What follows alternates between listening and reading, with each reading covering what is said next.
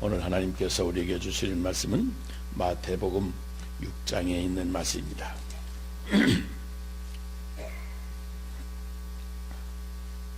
마태복음 6장 5절로 8절에 있는 말씀입니다. 또 너희는 기도할 때에 의식하는 자와 같이 하지 말라. 그들은 사람에게 보이려고 회당과 큰 거리 어귀에 서서 기도하기를 좋아하느니라. 내가 진실로 너희에게 이르노니 그들은 자기 상을 이미 받았느니라. 너는 기도할 때에 내 골방에 들어가 문을 닫고 은밀한 중에 계신 내 아버지께 기도하라. 은밀한 중에 보시는 내 아버지께서 갚으시리라. 또 기도할 때에 이방인과 같이 중언부언하지 말라.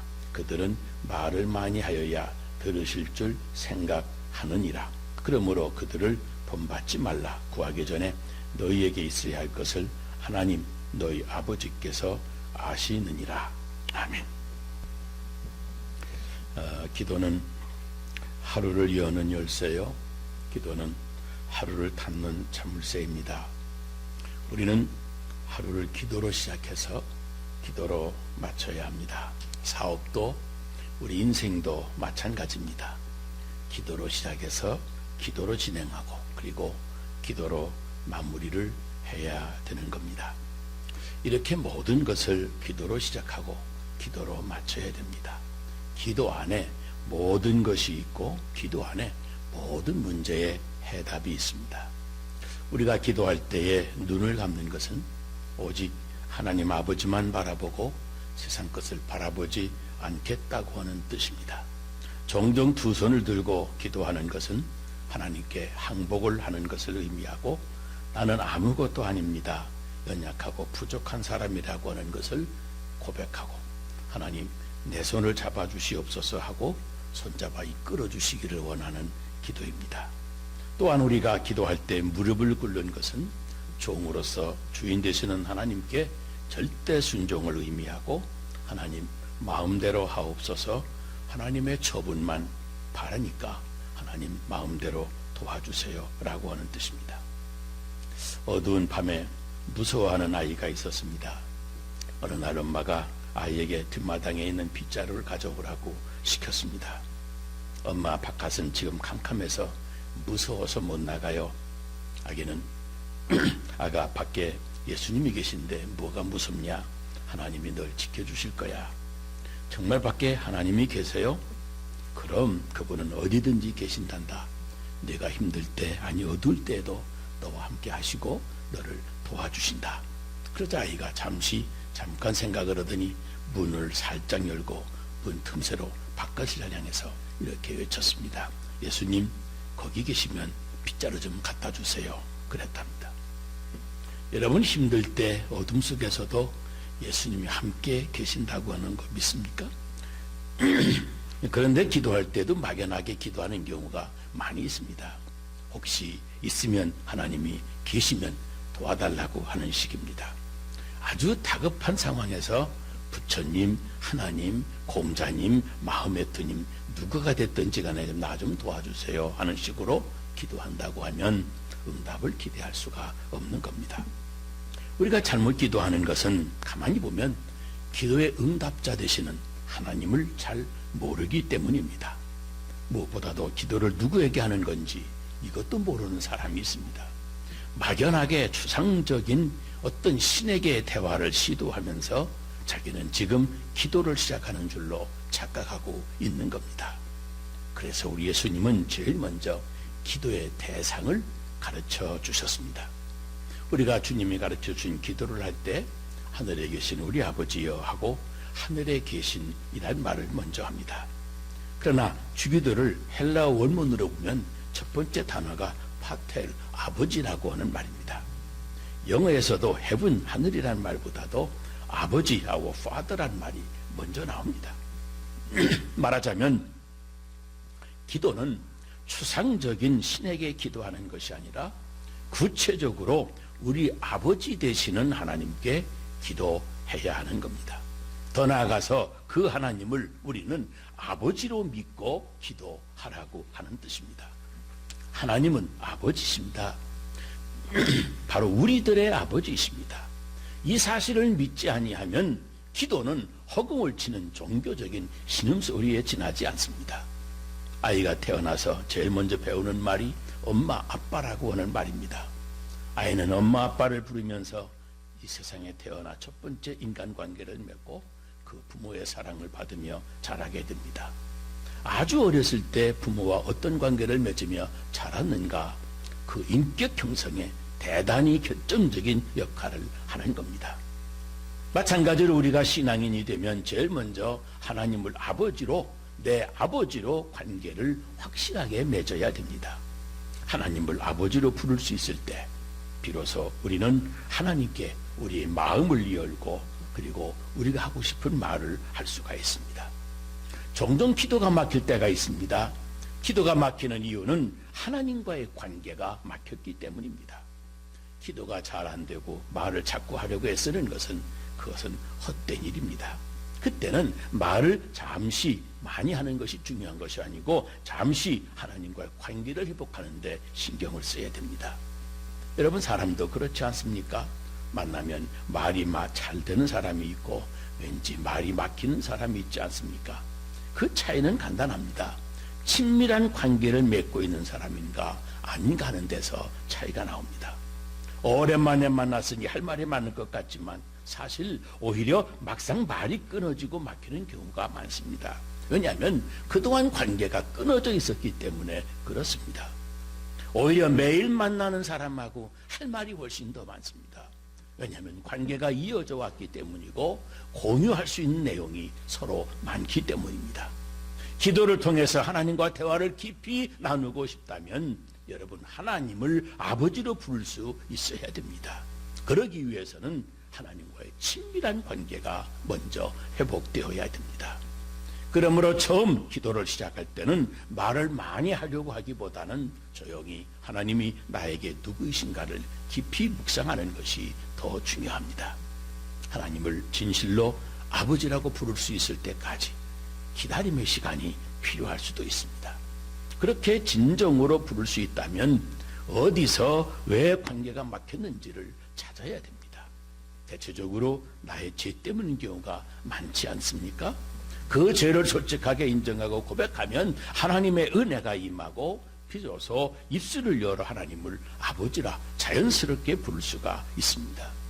여러분, 하나님께서 우리를 우선 창조하셨기 때문에 우리의 아버지이신 걸 알아야 됩니다. 이사야 64장 8절에 여호와여, 주는 우리의 아버지시니이다. 우리는 진흙이요 주는 토기장이시니 우리는 다 주의 손으로 지으신 것이라 그랬습니다. 말라기 2장 10절에도 우리는 한 아버지를 가지지 아니하였느냐, 한 하나님의 지으신 바가 아니냐. 말하자면 우리를 만드신 하나님이 우리의 아버지라고 하는 말입니다. 본래 우리는 에덴 동산에서 하나님의 형상대로 지음받았기 때문에 아버지의 형상을 가지고 있었습니다. 그러나 우리가 범죄하면서 우리에게서 그 하나님의 형상이 떠났고, 따라서 사람들은 하나님의 아버지임조차도 모르고 살아왔습니다. 하나님을 떠나서 마귀의 자식처럼 자기 욕심대로 인생을 살아온 겁니다. 그래서 요한복음 8장 44절에도 너희는 너희 아비 마귀에게서 났으니 너희 아비의 욕심을 너희도 행하고자 하느니라 그랬습니다. 에베소서 2장 3절에도 전에는 우리가 다 그 가운데에서 우리 육체 욕심을 따라 지내며 육체와 마음이 원하는 것을 행하여 다른 이들과 같이 본질상 진노의 자녀이었더니 그랬습니다. 말하자면 하나님의 형상을 잃어버린 자들은 본질상 죄인이어서 그 아비가 마귀인 그 진노의 자녀가 된 것입니다. 그런데 하나님은 이런 죄인을 예수님의 십자가로 구속해 주셨습니다. 그래서 마침내 영광스러운 하나님의 자녀가 되게 하신 겁니다. 요한복음 1장 12절을 보세요. 영접하는 자 곧 그 이름을 믿는 자들에게는 하나님의 자녀가 되는 권세를 주셨다고 선언합니다. 아버지 하나님의 형상을 잃어버리고 마귀의 자식으로 본질상 진노의 자녀인 우리들에게 하나님은 당신과 부자 관계가 회복이 되게 해 주신 겁니다. 이 관계 회복, 부자지간의 관계 회복을 하시고 하나님은 우리를 보호하시고 인도하시며 가르치시며 사랑하시는 아버지라고 부르기를 그렇게 원하시고 부족을 채우시고 잘못을 징계하시고 우리 모든 것을 책임져 주시는 겁니다. 여러분, 아버지 없는 자식이 없습니다. 육신의 아버지는 부정별로 우리 육신을 낳아주신 분이고 하나님 아버지는 우리에게 그 생명을 주신 분이십니다. 우리 육신의 아버지는 무능하지만 하나님 아버지는 전능하신 분이십니다.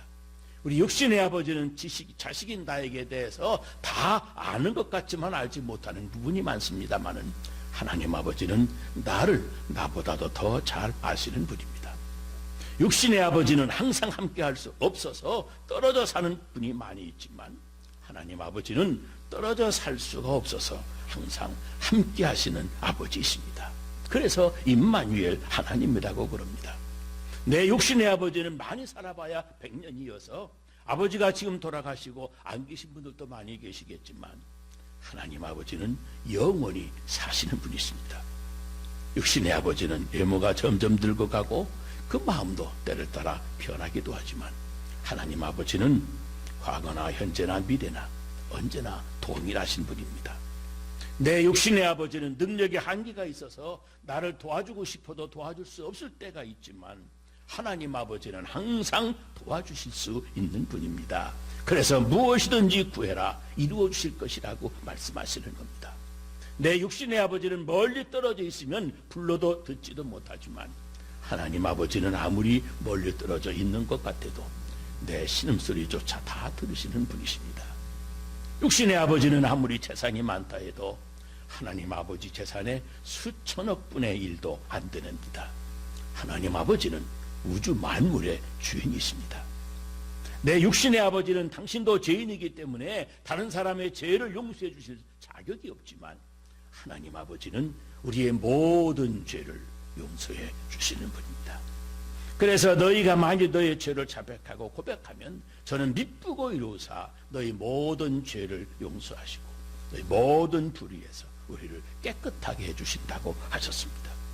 물론 육신의 아버지는 우리를 천국으로 구원해 주실 수가 없지만 하나님 아버지는 우리를 능히 천국으로도 인도해 주실 수가 있으십니다. 육신의 아버지는 우리에게 영생을 주실 수는 없습니다. 영혼의 아버지 하나님 아버지는 우리에게 영생도 주실 수가 있습니다. 육신의 아버지는 우리에게 도움을 주지만 하나님 아버지는 우리에게 복을 주시는 분입니다. 그러니 여러분, 그 하나님을 아버지로 믿고 기도하고 사는 사람은 그 믿음 생활이 즐거워집니다. 정말 살맛 나는 천국을 살게 되는 겁니다. 왜요? 그 전능하신 하나님이 그의 아버지가 되어 주시기 때문입니다. 이 마태복음 6장에는 9번이나 거듭 반복하면서 하나님이 우리 아버지 되신 것을 강조해 줍니다. 여러분 생각해보면 이보다 굿뉴스가 없습니다.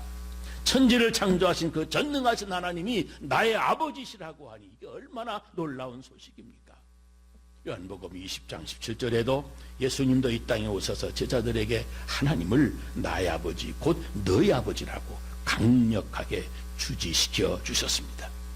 그러면서 하나님을 아버지라고 부르면서 기도하라고 하시는 겁니다. 너희는 이렇게 기도해라. 하늘에 계신 우리 아버지요, 아버지요. 여러분 얼마나 가슴 벅찬 기도의 시작입니까? 여기 하나님을 아버지라고 부르라는 말씀에 중요한 몇 가지 이유가 있습니다. 하나는 우선 하나님을 믿을 수 있는 아버지이기 때문에 그렇습니다. 여러분 기도의 가장 중요한 기본이 뭐냐면 하나님을 믿는 겁니다. 하나님을 믿는 겁니다.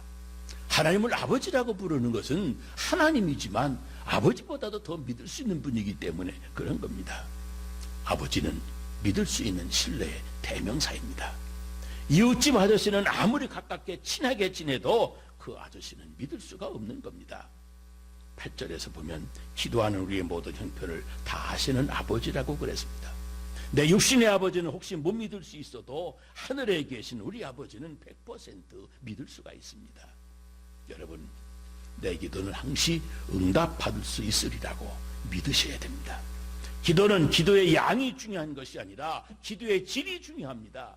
하나님을 아버지로 믿고 드리는 믿음의 기도는 그 역사하는 힘이 큰 것입니다. 두 번째는 아버지라고 하는 단어는 바로 보호자라고 하는 대명사이기 때문에 그렇습니다. 하나님을 아버지라고 부른 의미가 여러분 무엇이겠습니까?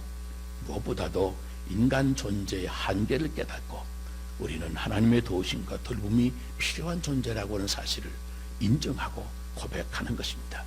그러나 사실 이것은 쉬운 일이 아닙니다. 우리 인간에게 동서고금을 막론하고 하나님으로부터 신으로부터 독립해서 스스로 자족하기를 원하는 강한 본능이 인간에게 있기 때문에 그렇습니다. 신인류의 시대가 도래하고 있다고 하는 기사를 본 적이 있습니다. 그런 주장을 한 호세 코르데이로 박사는 호모사피엔스라고 하는 현생 인류를 대체해서 인생의 진화의 종착점에서 신인류, 포스트맨, 포스트 휴먼이라고 나타나고 하는데 지금은 그 중간 단계인 트랜스 휴먼으로 아주 진화하는 중이라고 주장을 합니다. 이 포스트 휴먼 단계에 등장하는 신인류라고 하는 것은 늙지도 아니하고 원하는 몸과 마음의 상태를 마음대로 얻을 수 있게 된답니다. 가령 우리는 특수장치나 장기이식을 통해서 조만간 어떤 동물보다도 잘 들을 수 있고 또 멀리 볼 수가 있다. 모든 종교는 궁극적으로 인간의 한계에 대한 인식에서 비롯한 이런 일종의 신화이다. 이 죽음에 대한 두려움이 내세를 떠올리게 한다. 하지만 이제 노화의 문제를 알고 유기적인 운동을 재현까지 할 수 있다. 생명공학, 정보기술, 나노기술 등의 발달로 인간은 이제 마음먹은 대로 진화할 수 있다. 과학기술을 통해서 생사의 신비가 풀리고 인위적인 수명 조절이 가능해지고 그러면 종교의 힘은 잃게 될 것이다. 그랬습니다. 그래서 그에게 어느 기자가 그러면 당신은 죽기 전에 영생이 가능해질 거라고 보는가? 라고 물었습니다. 그랬더니 그는 거침없이 물론이다. 그러면서 사고로 죽는 일만 없다면 이라고 대답했답니다. 여러분, 그런데 그런 생각이 새삼스러운 것은 아닙니다. 인간은 언제나 그런 소망을 품고 살아왔습니다. 성경 역사를 봐도 뱀이라고 하는 것은 뱀은 최초의 인간에게 선악과를 먹어도 결코 죽지 않을 뿐만 아니라 하나님과 같은 존재가 될 것이라고까지 유혹을 했습니다. 더 이상 하나님을 예배하거나 그의 말에 순종하면서 사는 하나님을 의존하는 의존적 존재가 필요가 없다고 하는 말입니다. 이 얼마나 달콤한 말이겠습니까? 이 모든 아부가 새빨간 거짓말임에도 불구하고 꼭 진실처럼 들리는 것, 이 달콤한 말, 이게 진리라고 들리는 법입니다. 그래서 첫 번째 인간 냉큼 이 선악과를 따먹지 않았겠습니까? 바벨탑을 쌓는 사람들도 자신들의 기술력을 확보해서 이걸 널리 과시해서 하나님 위치에 올라가고 싶은 그런 욕망에 사로잡혔던 것 아니겠습니까? 물론 오늘날의 기술력의 발전과 경제의 풍요로움 때문에 하나님을 아버지로 부르면서 하나님께 의존하는 의존적인 삶을 살아가는 것이 더 어려워진 것이 사실입니다. 하지만 그 인간의 본질은 예나 지금이나 똑같습니다. 경제와 과학기술이 획기적으로 발전해서 진시황이 그렇게 그리던 영생의 길을 정말로 찾았다고 여러분 생각을 해보세요. 과연 인간이 더 이상 하나님은 필요 없는 존재로 될 수가 있겠습니까? 그렇지 않습니다. 인간은 단순히 생명을 무한대로 연장할 수 있다고 호련히 변화되는 것이 아닙니다. 인간의 사악한 그 내면이 문제인 겁니다. 이 과학기술이 아무리 발전해도 인간의 깊은 내면 세계까지 근본적으로 바꿀 수는 없기 때문입니다. 과학으로 죄인을 의인으로 만들 수가 있습니까? 이 내면이 바뀌지 아니한 채 인간이 영생한다고 하는 것, 곰곰이 생각해 보면 정말로 비극적인 세상이 될 일입니다. 인간이 죄 아무리 위대해진다고 해도 여전히 인간이며 죄인인 겁니다. 인간이 언제 꽃보다도 아름답게 느껴지는지 아십니까? 사람마다 다 견해가 다를 수가 있겠지만 저는 그럽니다. 하나님 앞에서 진실로 겸손해질 때라고 생각합니다. 제가 어린 시절 우리 어린 시절을 다 지냈습니다마는 어떤 서류의 도장을 받아오라고 할 때 우리는 아버지의 도장을 받아가지고 갑니다. 가장 중요한 핵심은 아버지가 내 보호자이기 때문입니다. 여러분, 기도를 들으시는 하나님이 나를 보호해 주시는 하나님이시다. 이 26절 말씀 보세요. 공중의 새를 보라. 심지도 않고 거두지도 않고 창고에 모아 들이지도 아니하되 하늘 아버지께서 기르시나니 너희는 이것들보다 귀하지 아니하냐. 이게 무슨 말씀입니까? 저 창공의 그 흔한 참새 한 마리가 땅에 내려와서 팔짝팔짝 뛰어다니는 그것도 하나님이 지켜보시고 관심과 볼살핌의 대상이 된다고 한다면, 하물며 우리를 구원하신 하나님 아버지께서 예수님의 보혈로 값주고 사신 바 된 당신의 자녀들인 우리들이야말로 더 자상하게 돌보아 주실 것을, 이것을 확실하게 믿고 기도하라고 하는 말입니다. 30장 30절 32절에도 오늘 있다가 내일 아궁이에 던져지는 들풀도 하나님이 이렇게 입히시거든 하물며 너희일까 보냐 믿음이 작은 자들아 그랬습니다. 이게 무슨 말씀입니까? 저 벌판의 들풀 하나도 계절을 따라 먹이시고 입히시는 하나님이신데, 우리들 아버지께서 당신의 자녀된 우리들을 얼마나 먹이시고 입히시고 구체적으로 돌보아 줄 것이라고는 이 확신을 심어주고 계시는 겁니다. 마태복음 10장 30절, 하나님 아버지께서 우리 머리카락까지 다 세시면서 우리를 세심하게 돌아보아 주실 것을 말씀하시는 겁니다. 여러분, 우리가 기도를 시작하는 첫 순간부터 내가 믿고 의지함은 내 모든 형편 잘 아는 주님, 또 돌보아 주실 것을 나는 확실히 아네. 여러분 가정과 건강과 또 자녀와 직장, 여러분의 사업과 재산 모든 것 돌보아 주시는 우리 하나님 아버지를 확실히 믿으시기를 주의 이름으로 축복합니다. 그리고 또 한 가지는, 아버지는 항상 계시는 분이십니다. 특별히 가까이 계시는 분입니다. 하나님 하니까, 더구나 하늘에 계신 하나님, 하늘에 계시다고 하니까 저 멀리 계시는 하나님으로 생각하기 쉬운데, 언제나 가까이 나와 함께 하신 아버지라고 하는 말입니다. 멀리 계신 하나님이 아니라 내 곁에 함께 계시는 하나님, 아니 언제나 나와 함께 하시는 하나님이십니다. 어느 유대인 랍비 시몬이라고 하는 사람이 우상은 가까이 있으면서도 멀고 하나님은 멀은 것 같은데도 가까이 계신 아버지라고 가르쳤습니다. 옳은 말이라고 생각합니다. 하나님은 멀리 계신 것 같아도 사실은 가까이 계신 분입니다. 집 나간 탕자가 돌아올 때 아버지는 아직도 상거가 먼데 달려나와 맞아주시지 않았습니까? 사실은 내 곁에 함께 계시는 아버지이십니다. 하나님 아버지는 저 멀리 계시는 추상적이고 형이사학적인 어떤 존재가 아닙니다. 바로 내 곁에서 나와 함께 계시는 사람의 품격을 가지신 사랑의 아버지이십니다. 예수님도 마가복음 14장 36절에 그 하늘에 계신 하나님을 아버지라고 부르셨습니다. 그가 그 무거운 십자가의 순환을 앞에 두고 마음이 가장 착잡하고 우울한 순간이었던 그 겟세마네 동산에서 하나님을 아버지라고 너무나 애절하고 그러나 다정하게 부르셨습니다. 여러분, 시편 103편 13절 이하에 나의 체질을 아시기에 나의 모든 연약함을 다 아신다 그랬습니다. 그러므로 우리는 기도할 때마다 하나님 아버지를 가깝게 느끼는 영적인 체험을 하게 되는 겁니다. 사도 바울은 혼자서 외롭게 선교하는 사람이었습니다. 그러나 저는 절대 고독해하지 않았습니다. 그 가슴 속에는 언제나 이런 영혼의 노래가 나왔습니다. 로마서 8장 15절입니다. 우리는 성령으로 하나님을 아바라 부른다 그랬습니다. 성령을 아빠라 부른다는 겁니다. 내 곁에, 내 안에, 내 속에 나와 함께 계신 사랑의 아버지께서 그분이 우리 영혼의 기도를 들으시는 겁니다.